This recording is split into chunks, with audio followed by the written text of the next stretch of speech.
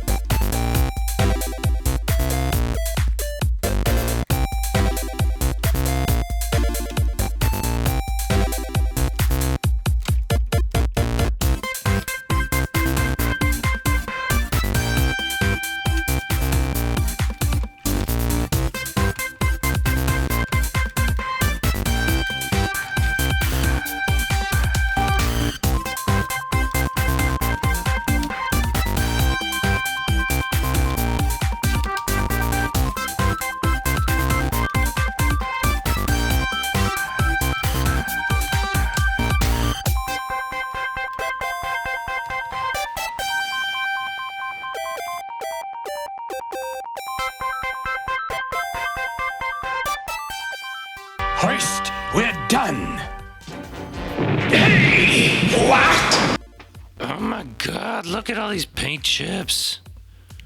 So at the end of the day, you've kind of got 3 similar robot modes, 3 similar vehicle modes, but 3 wildly differing transformations.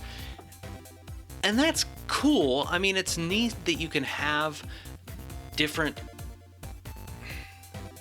takes on a character that go so deep, but like Grapple's a good example, I think, of how the Masterpiece line, in a lot of ways, if the transformation process is a chore to where I don't want to do it, then why am I getting this figure instead of getting statues of a vehicle mode and a robot mode and just skipping the in-between? Because, like, I mean, that's kind of what I don't like about, for instance, the way that the Transformers films, the live-action-ish films, depicted the transformations of the characters, is that they're, you know, a gazillion moving pieces, and kind of how I think about these characters is that, yeah, there's stuff that kind of shifts and moves and whatnot, but it's writ large. When I think of these characters transforming, it's like the depiction of it from the animation. And so I have a hard time with just the tiny, tiny, fiddly details on some of the Masterpiece figures. That said, I mean, Masterpiece Grapple is absolutely gorgeous in robot mode, and he's gorgeous in vehicle mode. But at the end of the day, I think that Earthrise Grapple really captures the spirit of this character better than his Masterpiece counterpart for, you know, $100 more. So, I mean, obviously for my money, I bought all of them, so who am I to talk? But if you're looking for a Generation 1 fix, and you don't want to spend a whole lot of money, you don't have to spend a whole lot of money on those Masterpieces, because these War for Cybertron Earthrise figures are just amazing and kind of where it's at. So, like I said, I've got more to say about these in the coming weeks. You'll see more videos coming up along these lines. And thanks for watching, and I'll see you next time.